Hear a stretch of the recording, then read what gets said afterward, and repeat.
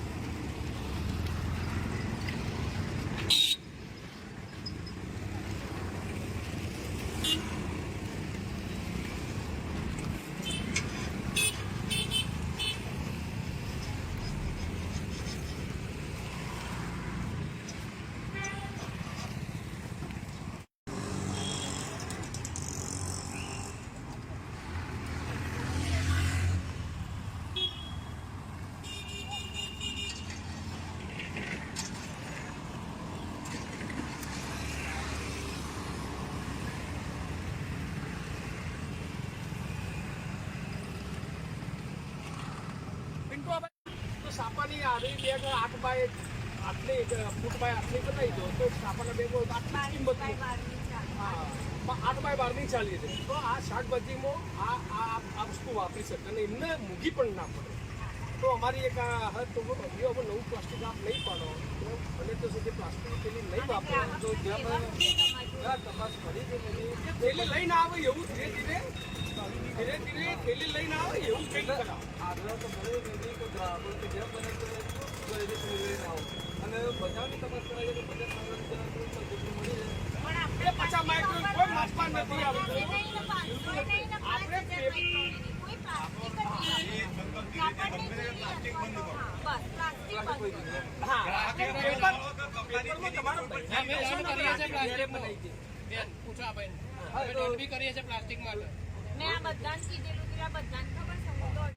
ને નાબૂદ કરવું પડશે અને આપણે બધાએ શીખવું પડશે કે પ્લાસ્ટિકને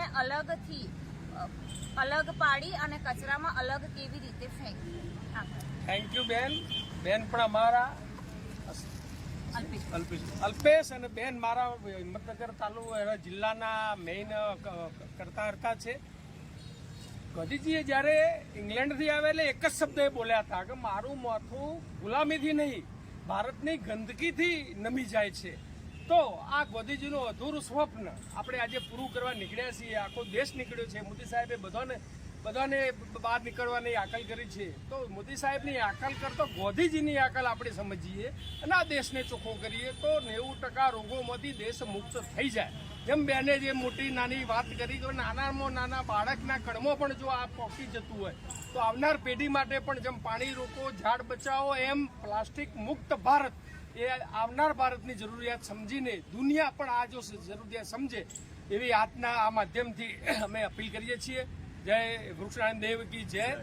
ગ્રીન ગ્લોબલ બ્રિગેડના ગુજરાતના બધા જ જે કમાન્ડો હોય એ આ પ્લાસ્ટિક મુક્ત ગુજરાત બનાવે એવી અમે સૌને અપીલ કરીએ છીએ. Thank you. આભાર.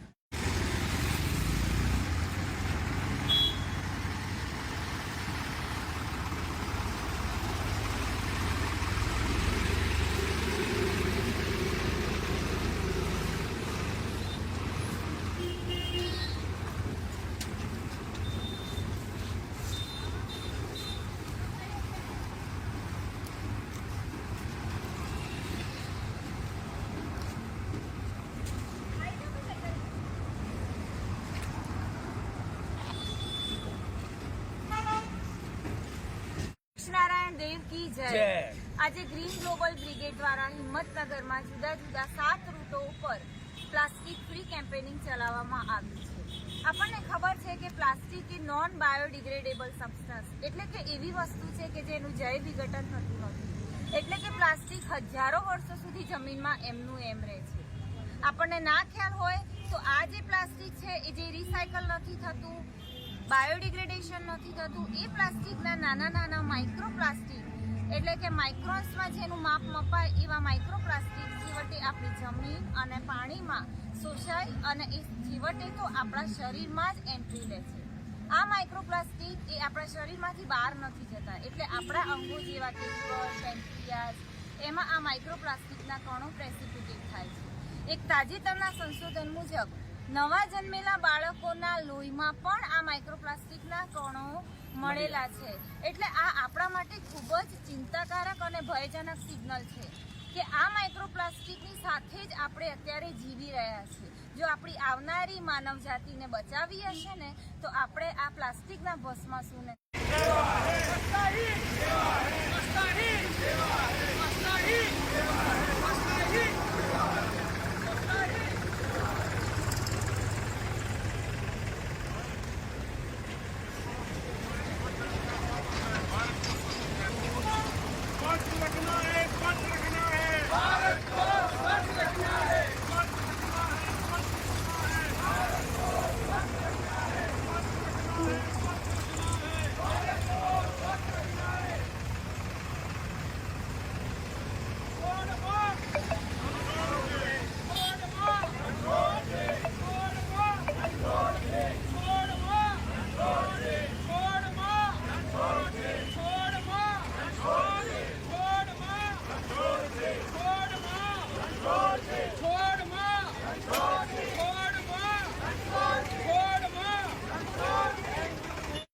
ચલો આજે અમારી સફાઈ અભિયાનના કામમાં અમે જ્યારે કામ કરી રહ્યા હતા, શું નામ આપનું? જયેશભાઈ પંડ્યા સાહેબ એથી નીકળ્યા નહીં, ઉભા રહ્યા, એમની કંઈક વાતો સોંપડી. ગ્રીન ગ્લોબલ બ્રિગેડનું બહુ વંદનીય કામ છે, બહુ પ્રેરણાત્મક કામ છે. બધાએ આ ટીમને મદદ કરવી જોઈએ એવું પર્સનલી હું માનું છું. આપણે વિશ્વને પર્યાવરણને બચાવવું હોય તો આ એક જ વસ્તુ છે કે જેનાથી આપણે 70% જેવો ફાળો આપી શકીએ, જેનાથી આપણે પૃથ્વીને, ધરતીને અને આપણા આ જે જમીન છે કે જે આપણને ખાવાનું આપે છે એને આપણે પ્રદૂષણ મુક્ત કરીશું ને એની આયુષ્ય વધારીશું. Very good team brigade, thank you very much. Thank you.